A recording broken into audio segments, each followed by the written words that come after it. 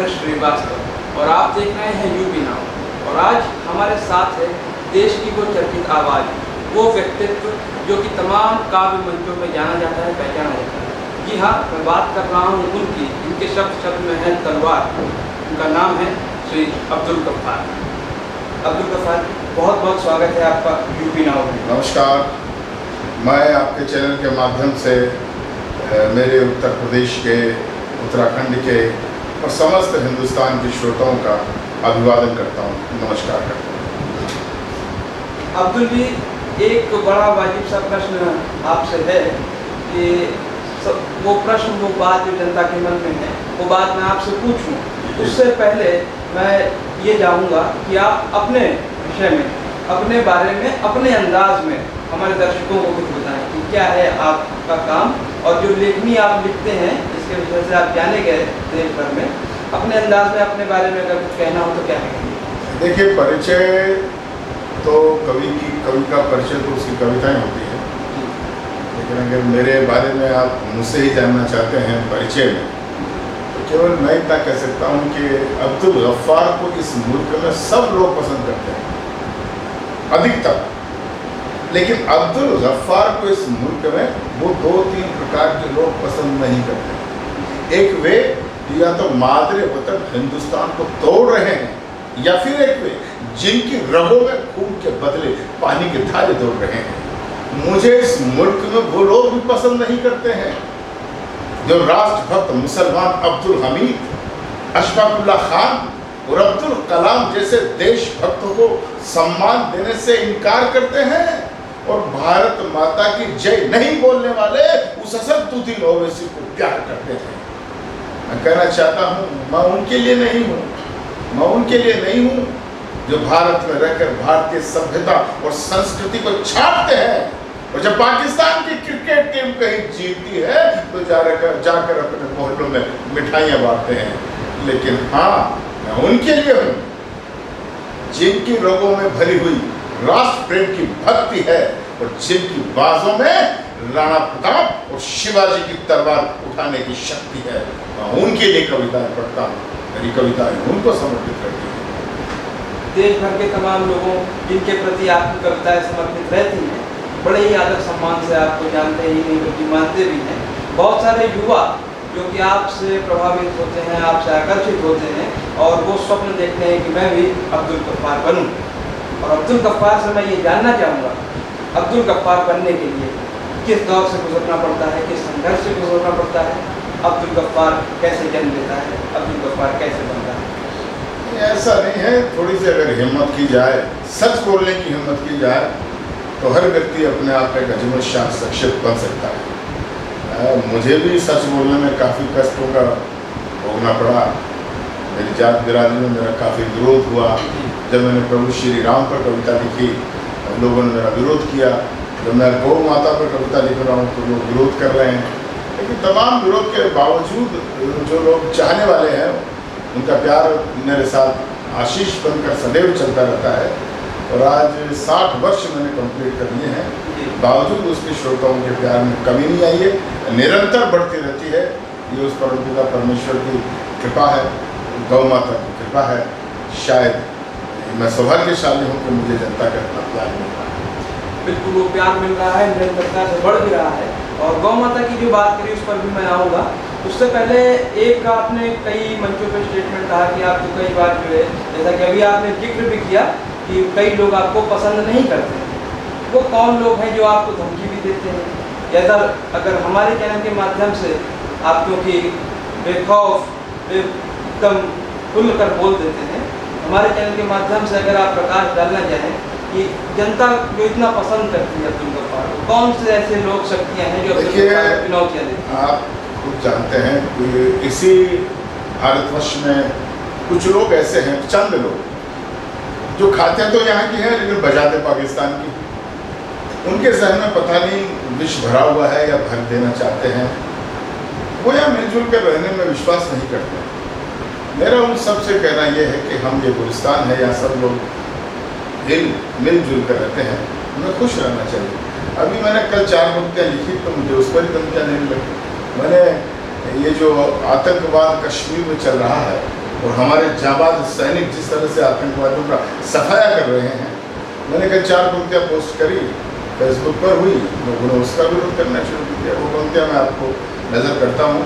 मैं कहना चाहता हूँ साहब के बेहतर हूरों से मिलने का सपना आज सहेज दिया, कि बेहतर हूरों से मिलने का सपना आज सहेज दिया। अबू दुजाना पहले गया, अबू इस्माइल भी भेज दिया। अबू दुजाना पहले गया, अब अबू इस्माइल भी भेज दिया। तो हम सैनिक संकल्पबद्ध हैं, हर भरपाई कर देंगे और दिवाली से पहले पहले पूर्ण सफाई कर देंगे। हम सैनिक संकल्पबद्ध हैं, हर भरपाई कर देंगे, दिवाली से पहले पहले पूरी सफाई कर देंगे। अब इसमें क्या है जी, लेकिन लोग बचते नहीं है, ना बचे, लेकिन बचाने वाले बहुत हैं, इनका प्यार आशीष बनकर मेरे साथ है। अब्दुल जी, जैसा कि आपने हमें बताया कि 60 वर्ष आपने पूर्ण कर लिए हैं, इस दौरान आपको काल मंचों पर देखा गया, सराहा गया। आपने साहित्य लेखन भी किया है, जो कि हमारी जानकारी में है, कई पब्लिकेशन में प्रकाशित भी हुआ है। तो उसके बारे में हमारे दर्शकों को आप जानकारी से परिचित कराइए कि किस साहित्य पर कितनी पुस्तकें, किस पब्लिकेशन से कैसे आपके चाहने वाले प्राप्त कर सकते हैं। श्रीवास्तव साहब, मेरी लगभग 4 पुस्तकें प्रकाशित हुई। एक 2000, सबसे पहले 1996 में मेरा एक ओजस्वी कविताओं का संग्रह प्रकाशित हुआ, जिसका नाम था सरफरोशी। उसके बाद 2002 में एक वंदे मातरम नाम की पुस्तक छपी, ओजस्वी कविताओं की। उसके बाद मैंने एक खंड काव्य लिखा, अश्वत्थामा खंड काव्य मैंने लिखा, जिसको पूरे भारतवर्ष में नहीं, विदेशों में भी काफ़ी ख्याति मिली। और मैं समझता हूँ कि हिंदी में शायद अश्वत्थामा, पर्टिकुलर अश्वत्थामा पर कोई खंड काव्य प्रकाशित नहीं हुआ होगा। मैंने प्रयास किया, मैंने लिखा, मुझे सराहना मिली। उसके बाद मैंने अभी 4 वर्ष पहले वामन अवतार पर एक खंड काव्य लिखा, उसकी भी मुझे काफ़ी कुछ सराहना मिली। और अब मैं भगवान परशुराम पर, बजरंगबली हनुमान जी पर, ये तमाम जो लोक पूज्य हैं, जन पूज्य हैं, भारतवर्ष की संस्कृति की पहचान है, उन पर मैं लिखने का प्रयास कर रहा हूँ। लिखने के साथ ही साथ सामाजिक पृष्ठभूमि में एक कवि के रूप में आप दिन प्रतिदिन लोगों के घरों तक, दिलों तक पहुँच रहे हैं।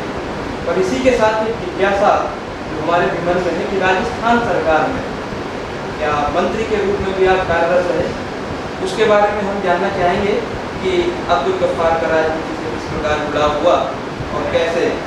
तो मेरा राजनीति से कोई विशेष सक्रियता, भागीदारी नहीं मान सकते हैं, लेकिन आपने नाम सुना होगा भारतवर्ष के महामहिम उपराष्ट्रपति महोदय स्वर्गीय आदरणीय भैरव सिंह शेखावत साहब, शेखावत साहब की मुझ पर बड़ी कृपाएं रही है। तो मेरे साहित्य योगदान को देखकर, कवि सम्मेलनी योगदान को देखकर उन्होंने मुझे मंत्री पद का दर्जा दिया था। 1995 से 2000 तक, सन 1995 से 2000 तक मुझे राजस्थान उर्दू अकादमी का चेयरमैन बनाया गया और मुझे उन्होंने राज्य मंत्री का दर्जा देकर मेरा गौरव बढ़ाया, मेरे सम्मान में इजाफा किया। तो उनकी मेहरबानी है। और उस चेयरमैन रहते हुए मैंने कई साहित्यकारों की पुस्तकों का प्रकाशन करवाया, कई कवि सम्मेलन, शायर आयोजित करवाए। वो मेरी ज़िंदगी का एक अलग से काल था जहाँ मुझे कुछ काम करने का मौका मिला। मैं उनका शुक्रगुजार हूँ। स्वर्गीय शेखावत साहब आज भी स्वर्ग में देख रहे होंगे कि मैंने जो मजलूम महिलाएं अशिक्षित थी जयपुर में, मैंने 25 टीचिंग सेंटर ऐसे खोले जहाँ हिंदी और उर्दू का उनको प्रारंभिक ज्ञान दिया गया। और मुझे आज खुशी है इस बात की कि लगभग 2500 महिलाएं आज अकिंचन प्रयास से हिंदी और उर्दू पढ़ने लग गई। ये खुशी है इस बात की, तो उनमें शिक्षा की जोत जलाने में अकिंचन मेरा भी योगदान रहा है। अब्दुल जी, आपका व्यक्तित्व अलग है, आपका लिखने का शैली अलग है, बोलने की शैली अलग है। काव्य समाज में जिस तरीके से आप काम कर रहे हैं, परंतु आपके आचरण व्यवहार में मैं चीज़ नोटिस कर रहा हूँ, जानना चाहूँगा कि आपने जो सिर पर नीली टोपी लगा रखी है, इस पर एक सितारा चमक रहा है, वो किस चीज़ का प्रतीक है और इसको लगा करके आप क्या प्रदर्शित करते हैं या क्या संदेश देते हैं लोगों तक? श्रीवास्तव साहब, मेरा एक बचपन से एक सपना रहा था कि मैं भारतीय सेना में जाना चाहता था, और भारतीय सेना में जाने के लिए मैंने प्रयास भी काफ़ी किए, लेकिन आप मेरा दुर्भाग्य समझिए, मेरा कुछ हाइट में भी थोड़ी कम रह गई, और उस कम हाइट की वजह से मैं सेना में नहीं जा सका।